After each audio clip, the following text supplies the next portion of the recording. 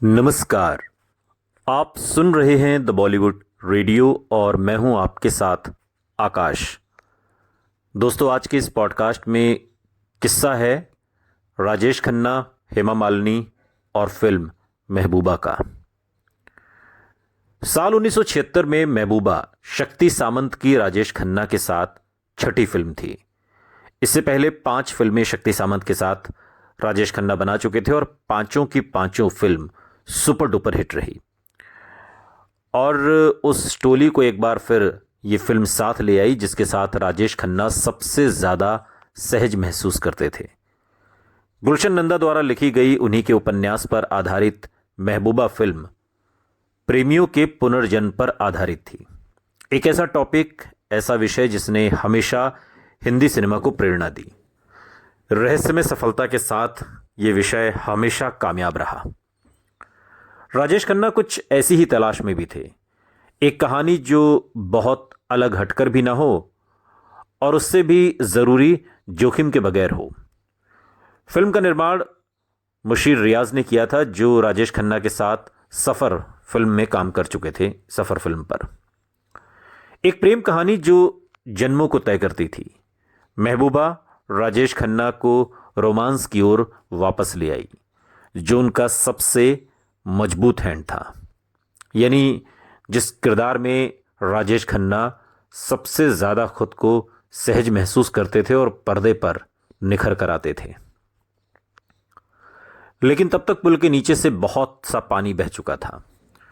राजेश खन्ना की अत्यंत लापरवाह रवैये ने, जिसने उन्हें अमर प्रेम के वक्त इनकम टैक्स विभाग के साथ परेशानी में भी डाला और उनकी तारीखें गड़बड़ कर दी थीं। अब एक नया शिकार ढूंढ लिया था। शराब और खाने के लिए उनका मोह उन पर इतना ज़्यादा दिखने लगा जितना वो खुद भी नहीं चाहते थे। जो पहली बात आशिम सामंत, जो शक्ति सामंता के बेटे हैं, आशिम सामंत को महबूबा की शूटिंग के समय की याद है, वो ये कि राजेश खन्ना का चेहरा काफ़ी मोटा हो गया था, बहुत भरा हुआ लगता था। शराब बहुत पीते थे। वो कहते हैं कि एक रोमानी हीरो के लिए अच्छा दिखना ज़रूरी होता है, लेकिन काका ने अपनी सेहत का ध्यान नहीं रखा। ये बात शक्ति सामंत के बेटे आशिम सामंत बाद के दिनों में एक इंटरव्यू के दौरान कहते हैं। लेकिन राजेश खन्ना को भरोसा था कि रोमांस की जानी पहचानी दुनिया एक बार फिर उनकी किस्मत को जगा देगी, और उनके पास ये मानने के लिए वजह भी थी। उनका गायक के रूप में जन्मों को तय करने का मतलब था कि संगीत महबूबा फिल्म की बुनियाद होगा।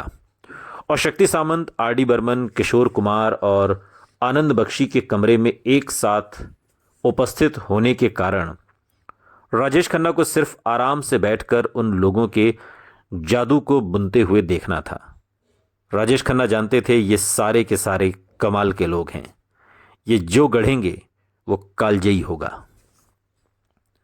आज लोगों को सिर्फ महबूबा का संगीत याद है और किशोर कुमार द्वारा गाया गाना मेरे नैना सावन भादों। राजेश खन्ना किशोर कुमार की संगत का सुनहरा पल माना जाता है।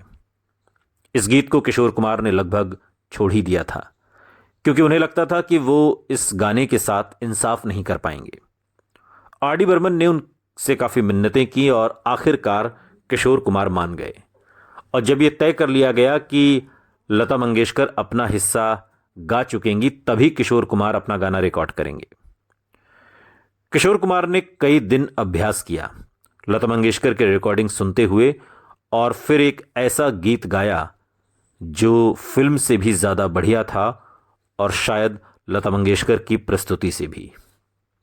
एक और गाना है जो इस फिल्म की जान है, पर्वत के पीछे। ये गाना लता मंगेशकर और किशोर कुमार का है और मन्ना डे का गाया एक पक्का राग है, गोरी तोरी पैजनिया। ये भी उतने ही पसंद किए गए और महबूबा के गीतों को एकदम से लोकप्रिय बना दिया गया। गीतों ने आर डी बर्मन, शक्ति सामंत की संगत में बनी अमर प्रेम और कटी पतंग की यादों को फिर से जगा दिया, लेकिन इस फिल्म की तकदीर नहीं बदल सके। दर्शकों ने महबूबा को पसंद नहीं किया। फिल्म बुरी तरह से पिट गई। हालांकि फिल्म का संगीत, गाने ये सब हिट रहे, लेकिन दर्शकों को यह फिल्म सिनेमा हॉल तक नहीं खींच पाई। पहली बार एक साथ काम करने की महज 7 साल बाद आराधना, कटी पतंग और अमर प्रेम के राजेश खन्ना इतनी पुरानी याद हो गए थे कि शक्ति सामंत भी उन्हें दोबारा तलाशने में मदद नहीं कर पाए। शक्ति सामंत अनुभवी थे और जानते थे कि यह सिर्फ एक दौर था जिसमें से राजेश खन्ना जल्दी से निकल आएंगे। लेकिन महबूबा के निर्माण के दौरान कुछ ऐसा हुआ जिसने उन्हें इसके विपरीत यकीन दिला दिया। नायिका की मौत पर नायक के जज्बात की शिद्दत को बनाए रखने के लिए शक्ति सामंत ने एक पेचीदा सीन सोच के रखा था और उसे एक ही बारी में वो फिल्माना चाहते थे। और इस तरह के भावुक सीन्स में माहिर राजेश खन्ना ने संकेत पाने पर, इशारा पाने पर डायलॉग भी बोल दिए और अभिनय भी किया। लेकिन शक्ति सामंत खुश नहीं थे और सीन को एक बार फिर से फिल्माना चाहते थे। वो नहीं चाहते थे कि राजेश खन्ना हद से ज्यादा कुछ भी इस फिल्म में करें, लिमिट में करें, जो मेरे दिमाग में है बस उतना। और उन्हें नाटकीयता को कम करने को शक्ति सामंत ने कहा कि इसमें थोड़ा सा एक्टिंग ज्यादा हो गई, नाटकीय लग रहा है, थोड़ा सा आप इसे कम करें। और जोरदार सीन्स में ऐसी मांग एक आम चलन था और जज्बाती सीन्स में एक मुकम्मल अदाकार होने के नाते राजेश खन्ना को चाहिए तो यह था कि वो शुरू से दोबारा उस सीन को करते, लेकिन राजेश खन्ना ने ऐसा नहीं किया। दूसरी बार सीन को बेहतर बनाने की कोशिश करने की बजाय उन्होंने सीधा शक्ति सामंत की आंखों में आंखें डालकर कहा, इससे बेहतर अदाकारी आपको इंडिया में कोई नहीं देगा। अभी अभी जो सुना था शक्ति सामंत उसे खून का घूंट समझकर पी गए और लंच ब्रेक का फैसला कर दिया। नटराज स्टूडियो में अपने दफ्तर की ओर जाते हुए उन्होंने कहा, काका, राजेश खन्ना खत्म हो गया, वो मर चुका है। एकदम हैरान राजेश खन्ना केवल यही कह सके, क्यों शक्ति साहब, क्या हुआ? शक्ति सामंत ने बताया कि अभी अभी जो घटिया शॉट उन्होंने दिया था उसे वो बहुत बढ़िया मानते थे, तो जाहिर है उनका दिमाग काम नहीं कर रहा था और वो एक अभिनेता के अंत का सूचक होता है, यानी कि एक कलाकार अब अपने आखिरी पड़ाव में है और आखिरी सांसें गिन रहा है।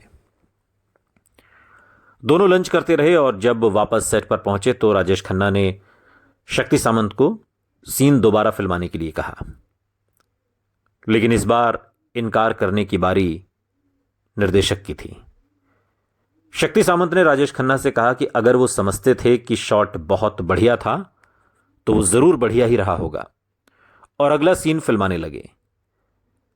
शक्ति सामंत के बेटे आशिम सामंत को अफसोस है कि उनके पिता के अहम ने फिल्म को बहुत नुकसान पहुंचाया और उनका मानना है कि अगर सीन को दोबारा शूट किया जाता, थोड़े सादे तरीके से, थोड़े संयत राजेश खन्ना के साथ, लिमिटेड में, बिना नाटकीयता के, जैसा कि शक्ति सामंत चाहते थे, तो शायद महबूबा में कुछ जान और पड़ गई होती।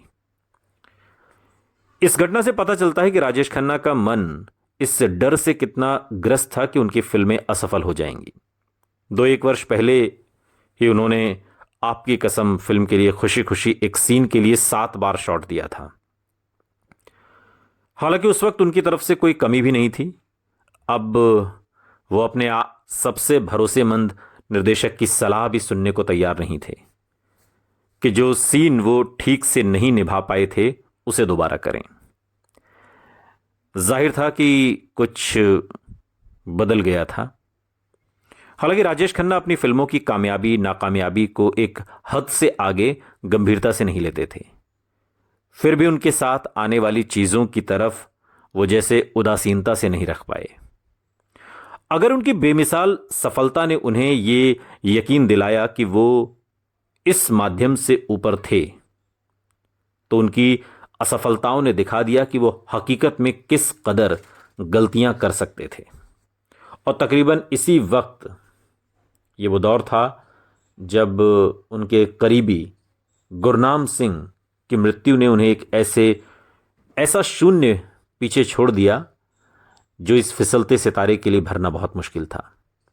गुरनाम एक सेक्रेटरी से ज़्यादा थे जो सिर्फ राजेश खन्ना को ही नहीं संभालते थे बल्कि उनके अंदर के इंसान को भी। और उनके जाने के साथ साथ पुराने राजेश खन्ना का भी एक हिस्सा यूं लगा कि जैसे शायद मर गया। लेकिन महबूबा जिसको लेकर हम बात कर रहे हैं, वो फिल्म चली क्यों नहीं? शायद उसकी कहानी लोगों को बांध नहीं पाई। कहानी है एक गायक सूरज की, जिसके किरदार में राजेश खन्ना है। सूरज को उसकी मंगेतर के पिता द्वारा एक तानपुरा भेंट किया जाता है। इसके बाद उसे रातों में एक रहस्यमय गीत सुनाई देने लगता है। एक दिन स्टेज शो के लिए जाते समय भारी बारिश में फंसकर वो एक छोटे से अनजान जगह पर जाता है, जहां उसकी मुलाकात रत्ना नाम की एक महिला से होती है। रात में वो रत्ना को वही गीत गाते हुए देखता है जो अक्सर वो रातों में सुनता है, और एक महल की ओर जाते हुए देखता है।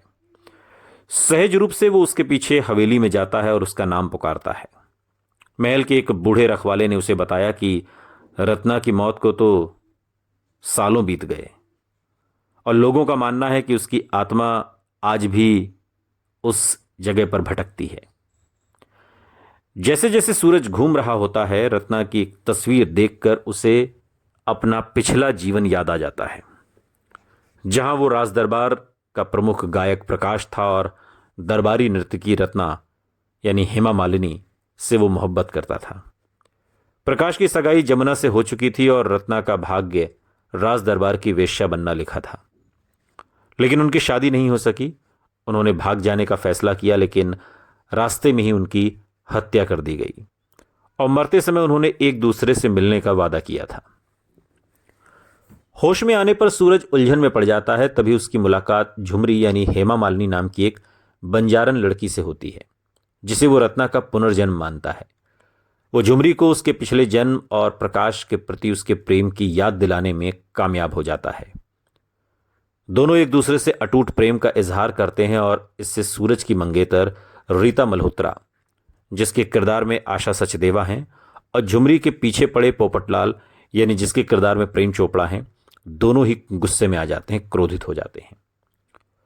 पोपटलाल रत्ना का चित्र चुरा लेता है और बंजाराओं को सूरज के खिलाफ भड़काता है, जिससे सूरज और बंजारों के बीच लड़ाई शुरू हो जाती है, और सूरज और झुमरी किसी तरह सभी बाधाओं को पार करके अपने रिश्ते को पूरा करते हैं, और यही इस कहानी का चरमोत्कर्ष है।